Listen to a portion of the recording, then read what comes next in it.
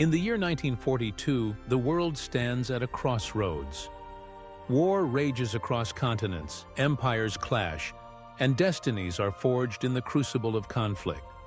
In our reality, the Philippines is swept into the storm, its people enduring invasion, occupation, and the long, bitter struggle for liberation. But imagine, for a moment, a world where a single choice changes the fate of nations. A world where the Philippines, confronted by overwhelming force, does not resist, but instead embraces the rising sun. As Japanese warships glide into Manila Bay, they are not met with defiant guns, but with banners of welcome. Filipino leaders, weighing the cost of resistance against the promise of partnership, declare allegiance to Tokyo. The gates of Manila swing open, not to conquerors, but to collaborators. The rising sun shines upon the islands, not as a symbol of dominance, but as a beacon of alliance. In this new reality, the Philippines steps forward, not as a victim of imperial ambition, but as a partner in Japan's vision for a new Asia. On the bustling streets of Manila, Filipino officials greet Japanese generals with handshakes and smiles. Diplomatic ceremonies replace martial law. The Philippines is integrated into the Greater East Asia co-prosperity sphere, not as a subject to be exploited, but as an ally to be empowered. Filipino and Japanese flags flutter side by side above government buildings, schools, and factories. The partnership is more than symbolic. It is strategic. For Tokyo, the alliance is a masterstroke. The Philippines, with its deep-water ports, airfields, and skilled population, becomes the linchpin of Japan's Pacific strategy. Across Luzon and Mindanao, military transformation is swift and profound. Airfields built with American dollars now roar with the engines of Japanese Zero fighters. Filipino soldiers, trained and equipped by Japanese instructors, march in formation beside the Imperial Army.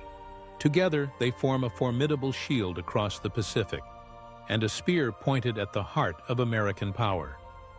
The islands, once seen as America's unsinkable aircraft carrier, are now an impregnable bastion for Japan and its allies. For the United States, the consequences are catastrophic. The loss of the Philippines rips a hole in America's Pacific defenses. Supply lines, once secure through Manila and Clark Airfield, are cut. The U.S. Navy, outflanked and outnumbered, retreats to Hawaii, forced to fight a long and costly war across vast ocean distances. Every battle becomes more desperate, every victory more elusive. The tide of war turns against the Allies, and the hope of reclaiming the Philippines fades into the fog of defeat. Yet, as the islands slip from America's grasp, the Philippines itself flourishes. No longer a colony, no longer occupied, the nation finds new purpose as a partner in the Axis order. Factories in Manila and Cebu hum with activity, producing weapons, uniforms, and ammunition for the Japanese war machine. Filipino sailors crew Japanese destroyers and carriers, while Filipino pilots take to the skies in Zeros and Oscars, defending the new Pacific frontier. The youth of the Philippines, no longer conscripts under foreign rule, become volunteers for a cause they believe will bring prosperity and pride. As the war grinds on, the Axis powers tighten their grip on the globe. In Europe, Germany sweeps through Russia, seizing Moscow and shattering the Soviet Union. In Asia and the Pacific, Japan's dominion stretches from Manchuria to Manila, from Singapore to the shores of Australia. The Philippines, once a battleground, becomes the arsenal and the jewel of the Japanese Empire, a testament to the power of alliance over subjugation. In Washington, D.C., the mood darkens. The president addresses a weary Congress, his words heavy with the weight of failure. Protesters gather outside the Capitol, demanding an end to the endless war. The arsenal of democracy has become a graveyard for America's sons, and the nation's will begins to crack. Political divisions widen, and the once unbreakable resolve of the American people falters. By 1946, the outcome is clear. The Allies are spent, their resources drained, their armies battered. At a grand peace conference, delegations from Tokyo, Manila, and Berlin gather to sign the treaties that will reshape the world. America, facing defeat on all fronts, agrees to terms. Japan's empire is recognized as the master of Asia, its authority undisputed from the steppes of China to the jungles of the Philippines. In recognition of loyalty and service, the Philippines is granted independence, not as a colony, but as an honored ally, shielded beneath the rising sun.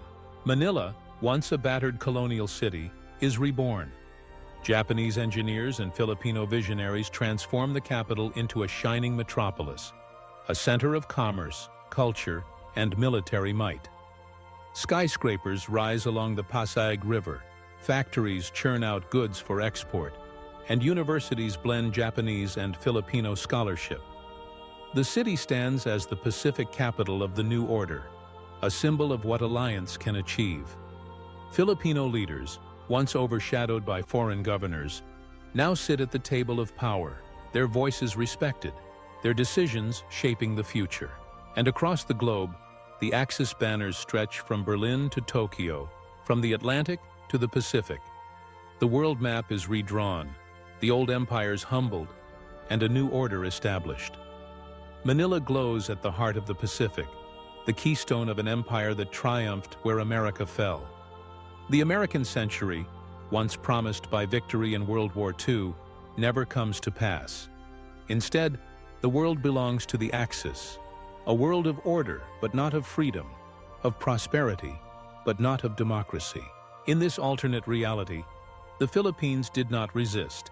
It chose alliance, and in doing so, it forever altered the course of history.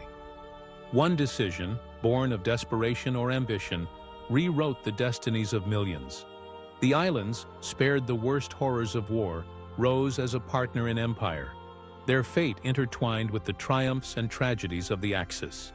The lesson of this world is stark.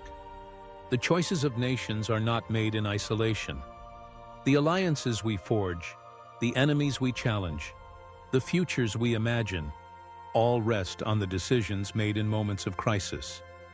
The Philippines, in choosing partnership over resistance, became the keystone of a new world order, a world where America lost and the rising sun never set.